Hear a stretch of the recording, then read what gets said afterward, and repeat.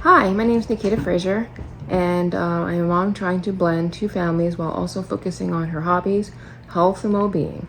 I'm a mom that loves to travel and currently looking to relocate my family to another country.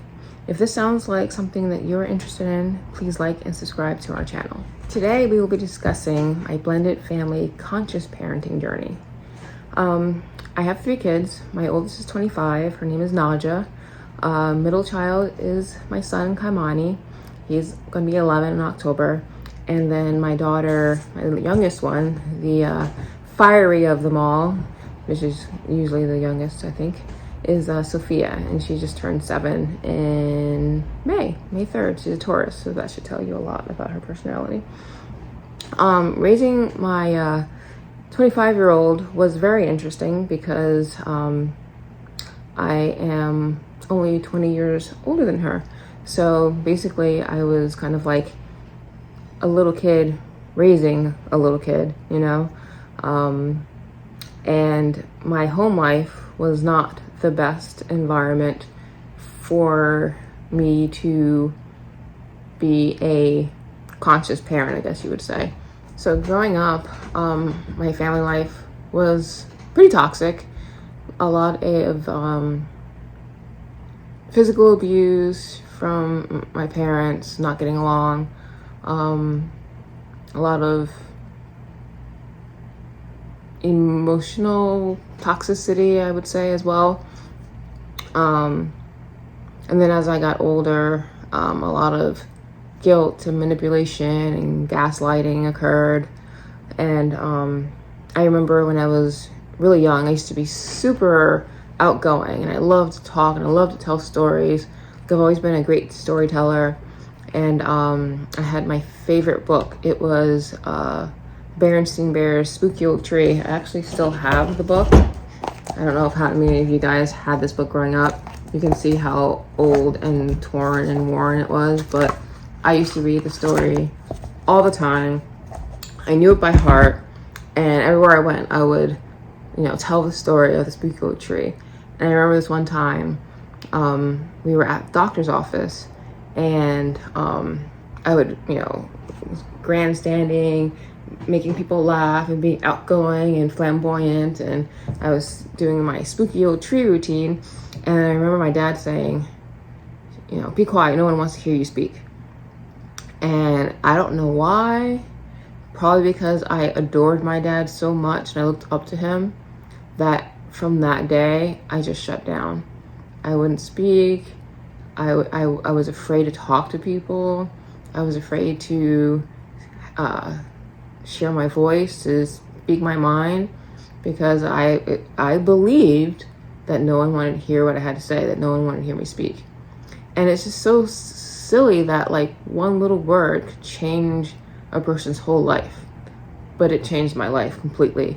To this day, I still struggle with speaking and being heard and having my voice because of that one instance. Another thing that my parents did, and I think a lot of you that are my age could relate to, is that my parents never apologized. They never, said they were sorry for things that they did that, hurt me or that were not for my best interest. Never got an apology. It was always justified for doing or saying whatever it was that was done or said. So a lot of that kind of molded me into the person that I was when I had my newborn at 20 years old. Still going through a lot of that, just coming out of, moving out on my own and trying to move out on my own and being in like that very toxic, codependent relationship that my parents had. And then bringing in a newborn into that situation where my parents split up, but then my mom and my brother moved in with me in my 2-bedroom apartment. And, the gaslighting and manipulation and emotional abuse continued from that aspect onto me. And, never getting apologies, just, borderline physical issues, and not the healthiest environment for my little child at the time. I'm sure she doesn't remember any of this.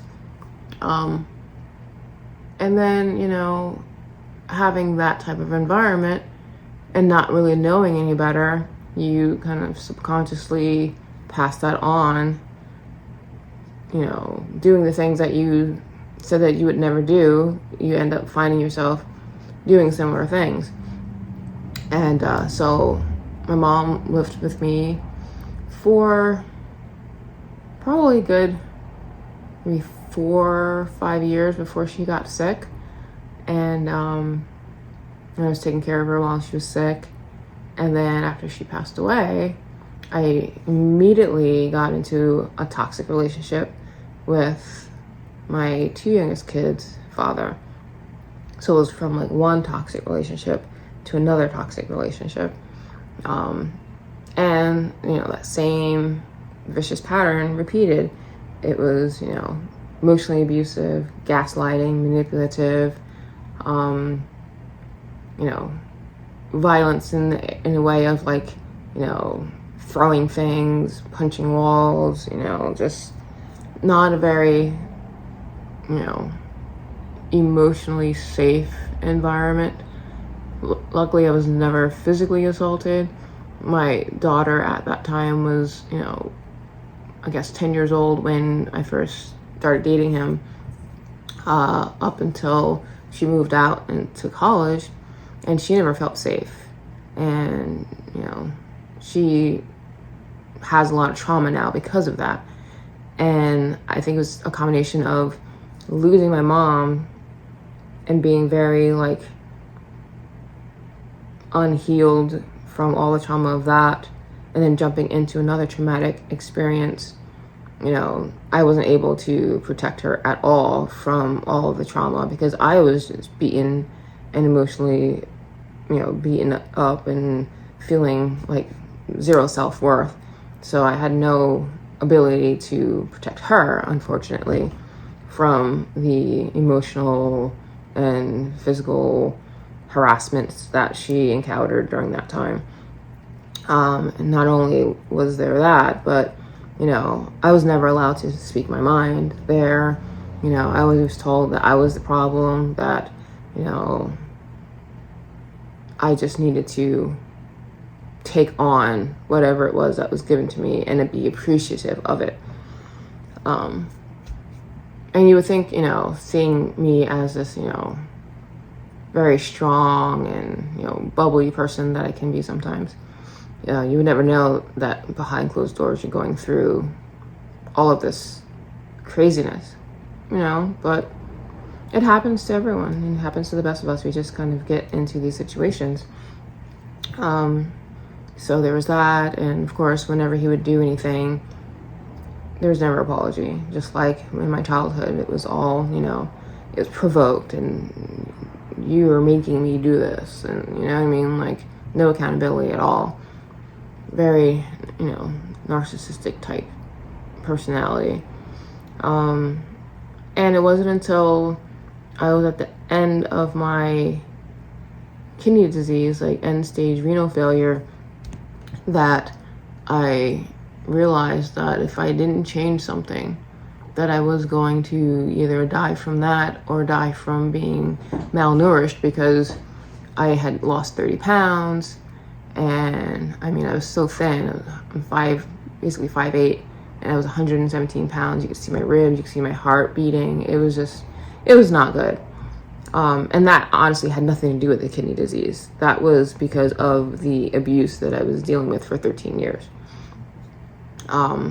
So I decided at that point that I was going to decide to live and not worry about his feelings, but worry about my life and my kids' life and my kids' well-being, because being in that kind of toxic environment isn't healthy for anyone, not for myself, not for my kids. So I took that hard step and decided to, remove myself from that situation, and began on the journey of healing and doing what I need to do to make my life better. And that's kind of the journey that I started and what got me into the whole conscious parenting journey. So now you may be asking yourself, well, what is conscious parenting? So for me, conscious parenting means just being mindful about what you're doing and why you're doing it as a parent. Because a lot of times we just automatically replay things that are just kind of natural that we've experienced in childhood without really realizing why we're doing it and if it's something that we should be doing, if that makes any sense. So just literally being conscious of what you're doing as a parent.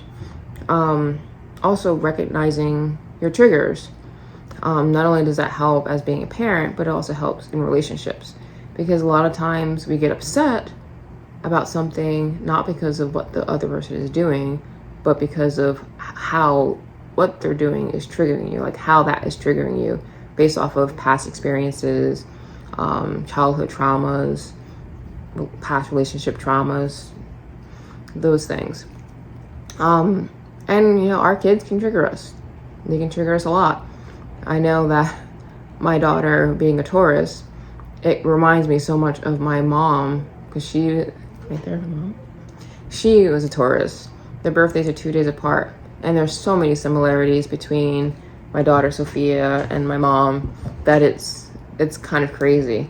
I always joke, it's like I got it on the front end with my mom and I'm getting on the back end with my daughter. So it's like I'm getting a chance to learn how to deal with that Taurus energy, because it is definitely interesting, very interesting energy.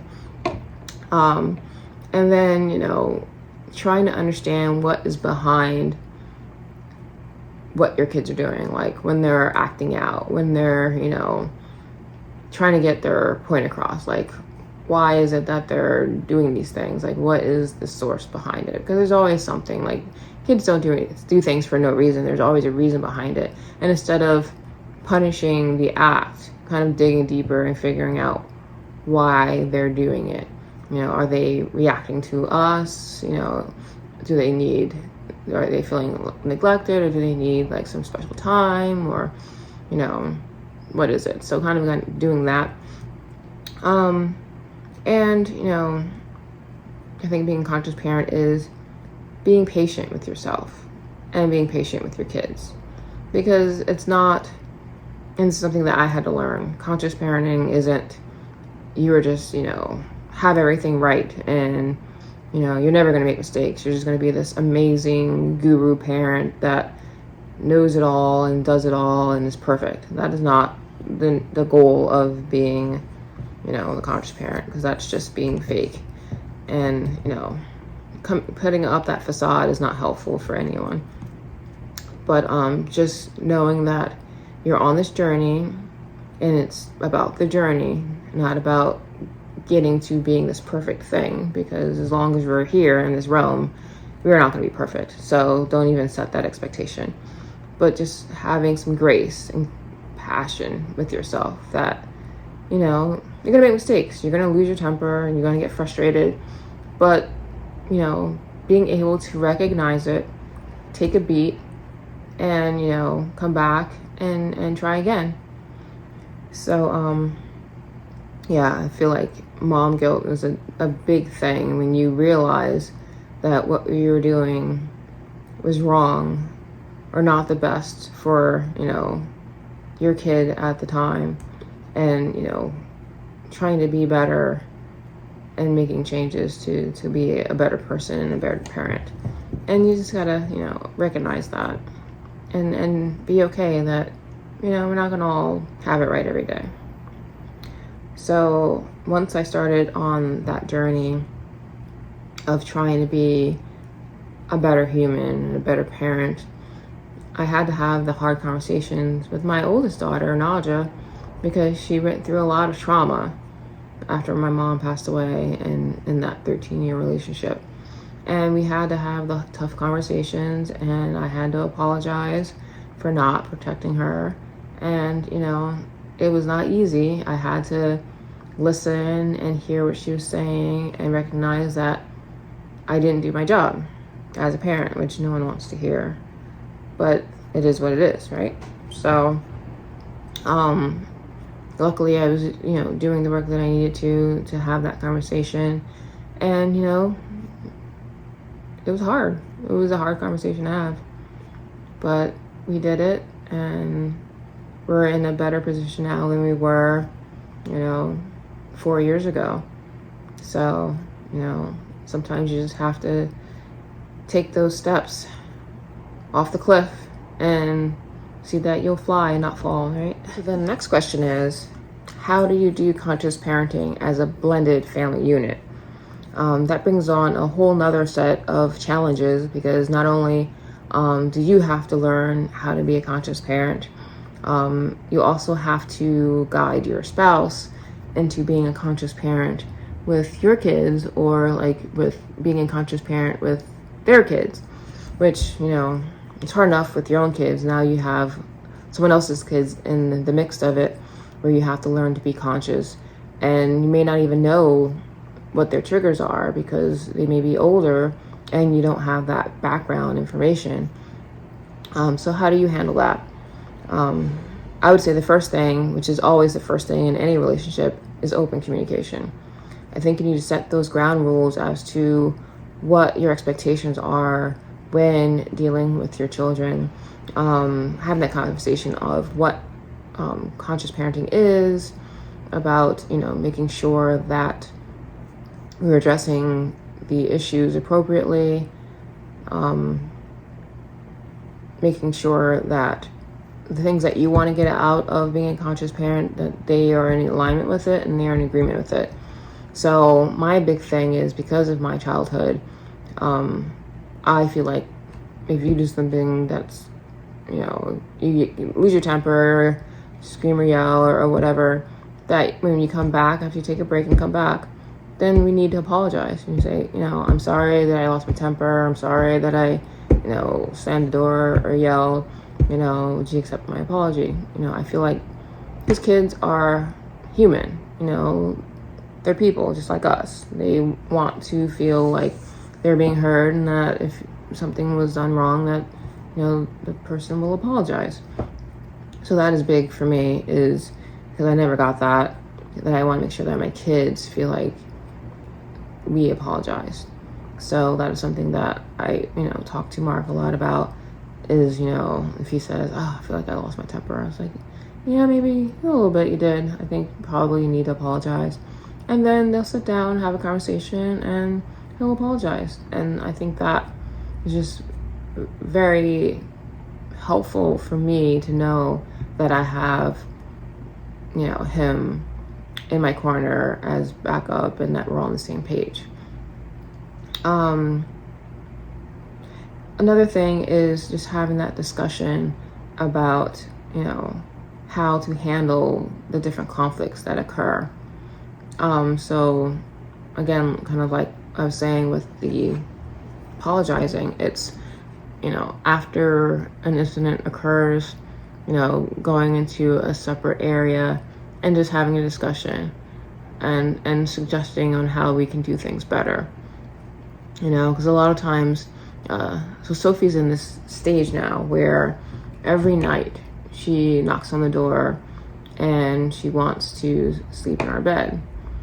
And I just feel such guilt sometimes, because I was that kid when I was young, afraid of the dark, afraid of ghosts, afraid of everything. And I did not want to sleep in my room in the dark. Like, it took probably 40 years for me to be able to sleep without a light. I used to have a night light every night. Like, that's a whole other issue to talk about with like seeing ghosts and spirits and stuff. But anyway, so when she cries and gets upset and she says that her stomach hurts, that her head hurts, and she's making all these excuses, it's like I feel torn, because I know she wants to sleep with us. I know she's probably scared. But at the same time, like, if she's in my bed, I can't sleep, and then we have to go to work in the morning. So it's like, how do you handle those things? So we just have discussion on, you know, how we're handling them. We allow her to sleep in our room, you know, one day for the month, and then, you know, we maybe have them both, Kai and Sophia, put their beds down and they can sleep in our room with Charlie, or we'll have Sophie sleep with Charlie, and Kai, or Kai sleep in her room. So we try to make things we try to find creative ways to help with, you know, her issue, and Kai has them too, with, you know, sleeping in their rooms by themselves. But, you know, having those conversations on how to handle things, I think, is very important. You have to be on the same page, because if you're not, it's going to make it very difficult, especially if one person does not believe in conscious parenting and the other person does. Like, you just have to be on the same page in order to have, you know, any type of relationship work. Another thing is when you see that your spouse is getting really upset and you're not understanding why they're getting so amped up, it's probably a trigger. So, you know, after, you know, sometimes I'll just kind of say to Mark, like that. And that's kind of his key to be like, okay, I'm just going to take a step back. And then, you know, we'll just take a time out and a break. Kids will go in their room, we'll go in our room, and then I'll have that discussion. It's like, so what do you think happened? That, you know, why do you think that upset you so much? You know, and then kind of go through that conversation to see why, you know, did Kai or Sophie trigger him? And I think it's very helpful to understand your triggers and to know that it may not necessarily be what the child is doing, but, you know, it's just a, you know, like muscle memory of something that happened in your past, and that's causing you to feel like you need to defend yourself or to like protect yourself. So now let's talk about some tools to help you on your conscious parenting journey, or at least some tools that have been helpful for me. The one thing that I started reading a while ago, and they actually have a quiz, is the love language book. They have a love language book for couples and a book for kids. And I've found that book to be very helpful, understanding what your spouse's or child's love language is, so that, you know, maybe, you know, if they're acting out or if they're, you know, doing certain things, that maybe it's because they don't feel like they're that they're feeling loved. Maybe you're not showing love in their language, you know. So I know both of my kids, their love language is quality time. And I've realized that I have been so busy that I have not been spending enough time with them, like one-on-one. Like, we'll spend time together, like we'll go to the beach or travel all the time, but are we spending that quality one-on-one time together? And we really haven't been. So that was something that was a kind of like an aha moment for me, and it's like, okay, going to spend that quality one-on-one time with Sophia, and then some time with Kai, because, you know, Kai will come in our room at like 10:30 at night and just cuddle in the bed with me and just sit and talk, or we'll have like tickle parties and things like that, you know. Like, they just really want that quality time. And that was something that I did not even think about when my oldest was young. Like, as I was living on such trauma, and just I guess because my mom, when I got to a certain age, stopped showing me affection and love and that quality time, that I did the same thing with my oldest. You know, once she got to a certain age, you know, I kind of just treated her like, oh, well, she's good now, you know, she doesn't need all those cuddles. Cuddles are for little babies, you know. And that's not true.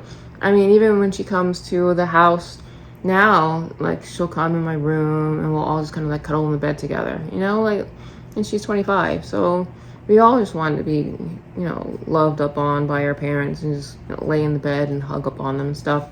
I mean, I did that with my mom, when she was sick, I would just lay in the bed with her and just kind of cuddle with her.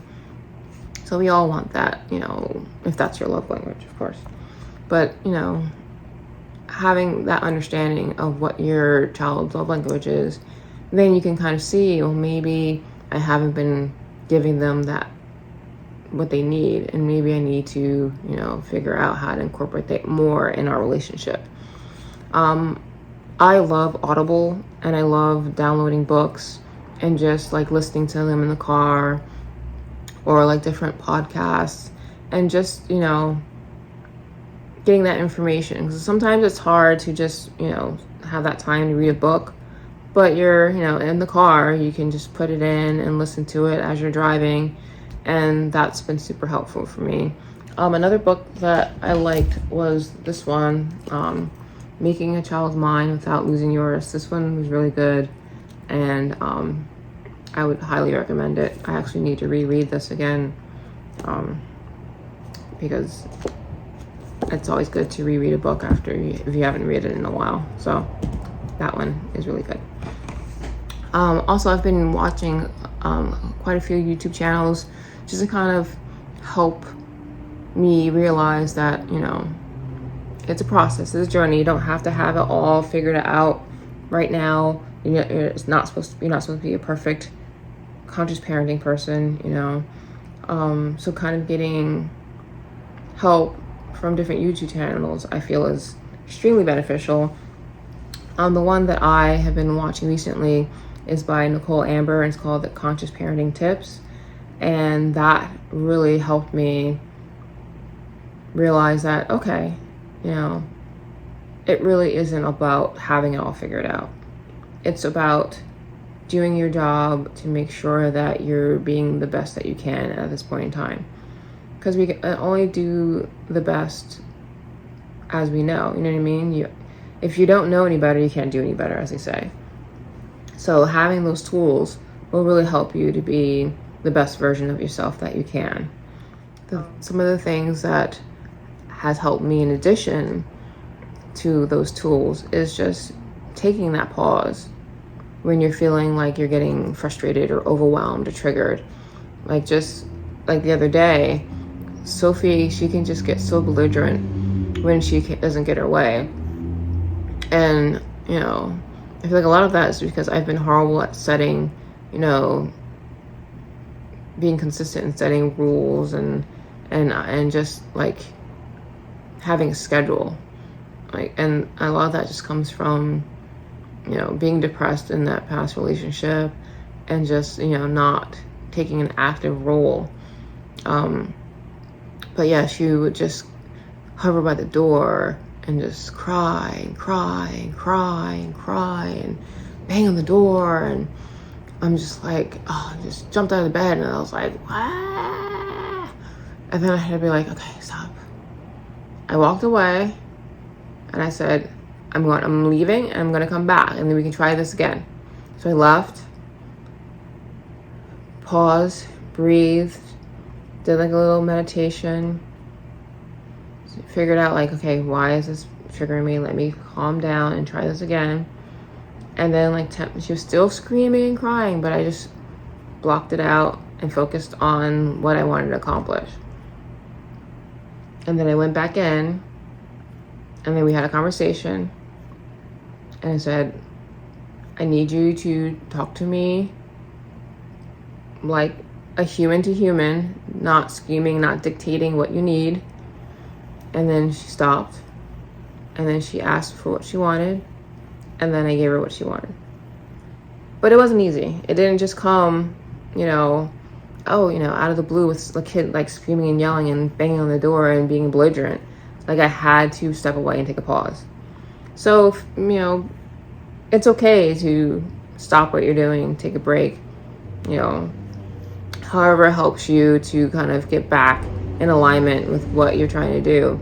Whether that's, maybe taking 15 minutes to write in your journal, whether it's meditation. We also have a gratitude jar that we use. So every Sunday we'll write what we're grateful for the week. And it kind of just helps you to be present and mindful and understand that, even though some days may look very bad. Overall, you know, things are good, you know. It's whatever you focus on. What you focus on grows, right? So you can either focus on the rose or you can focus on the thorns, right? And why focus on the thorns when you can focus on the beauty of life? Are you on a conscious parenting journey?